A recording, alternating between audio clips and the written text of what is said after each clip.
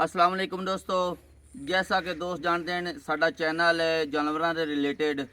आज की वीडियो जानवरों की नहीं है, एक अफसोसनाक खबर तुहाडे तक पहुँचानी आई। साडे बहुत ही प्यारे दोस्त और उस्ताद भी डॉक्टर मोहम्मद नदीम खरल साहब, अपना देश पंजाब टीवी वाले, जो कि इस दुनिया फानी तो चले गए ने। रात ਨੂੰ तकरीबन 8 ਦਾ टाइम उसी वीडियो बना के आ रहे सी, रस्ते एक बहुत बड़ा हादसा होया है। एक्सीडेंट होया तकरीबन मेरे ख्याल 22 व्हीलर ट्राला सी, मोटरसाइकिल ते जा रहे सन ते 22 व्हीलर ट्राले दे नाल टक्कर होई जी। ਉਹਦੇ थल्ले आके अल्लाह माफ़ करे जी, बहुत ज़बरदस्त एक्सीडेंट होया है ते वो अपने खालके हकीकी नाल जा पहुँचे ने। कुछ दोस्त जानते हैं, कुछ नहीं जानते। साड़ी अज वीडियो असी जानवरों के रिलेटेड बनानी आ, लेकिन इस अफसोसनाक खबर के तहत असी नहीं बना सके। असी दोस्तों तक ये पहुँचानी है, अपील करनी है दोस्तों नाल कि ये जानवरों का जोड़े रिलेटेड चैनल हैं 100 विच गलतियां कुताहियां हो सकदियां। दुध मतलब जितना दस्या अगे किसी पानी की किल्लत तो, पट्ठियां की कमी तो या खुराक की कमी तो दुध पूरा नहीं होंदा, दोस्त नाराज़ हो जाते हैं। वो अपील करनी सन दोस्तों नाल कि कोई भी दोस्त अगर उन्हां दे नाल नाराज़ है तो वो अल्लाह की रज़ा वास्ते उन्होंने माफ़ी दे देवन, ठीक है, और उन्हां वास्ते दिलों दुआ करें, ठीक है। जितने भी दोस्त वेखते पैन बहुत अच्छे बंदे आन, इत्थे साडे कोल ही 2-3 वारी आए न, असी उत्थे भी गए हैं। बड़े मिलनसार अच्छे हर एक दे दोस्त सन, बड़े प्यारे। और पंजाब पाकिस्तान दे विच बल्कि लहंदे चढ़दे पंजाब दे विच सारे दोस्त जानते हैं मोहम्मद नदीम खरल साहब नूं। बोली बड़ी प्यारी सी, अंदाज़ बहुत अच्छा सी।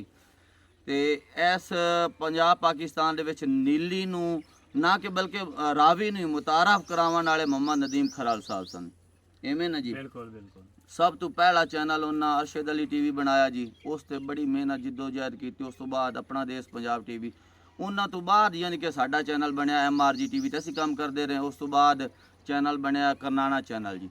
ये 3 चैनल यानी कि RF वाला दे विच सी अरशद अली टीवी, फैसलाबाद दे विच साडा सी MRG टीवी, और गुजरात दे विच करनाना चैनल साजी अरफात साहब चला रहे सन।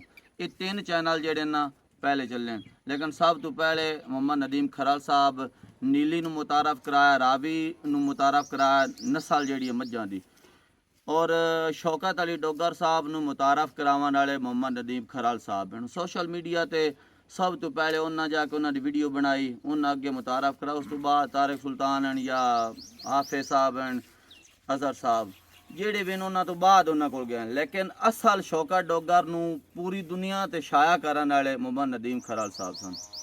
अज दी वीडियो खसूसी इस करके बनाई जा रही है कि सारे दोस्त जो भी उन्होंने कोल कोई गलती हुई है, क्योंकि इंसान गलती का पुतला है, हर किसी को, मेरे को, तुहाडे को, सारे को गलती हो जाती है। अल्लाह की रज़ा वास्ते उन्होंने माफ़ी दे के उन्होंने वास्ते दुआ करनी है। जिथे कोई भी वीडियो मेरा वेखदा पे दोस्त पाकिस्तान है या आउट ऑफ कंट्री, उन्होंने वास्ते उत्थे बह के फातिहा ज़रूर पढ़न, अवल आखिर दरूद दरम्यान फातिहा 3 बारी कुल वल्ला पढ़ के ना उन्हां दी रूह नूं जेड़ा ना सवाब ज़रूर पहुँचाना है। अगे जी आरिफ साहब, अल्लाह ताला जेड़ा ना उन्हां दी मगफरत करे ते जेड़े उन्हां दे घर दे ने ना उन्हां नूं अल्लाह ताला सब्र जमील देवे।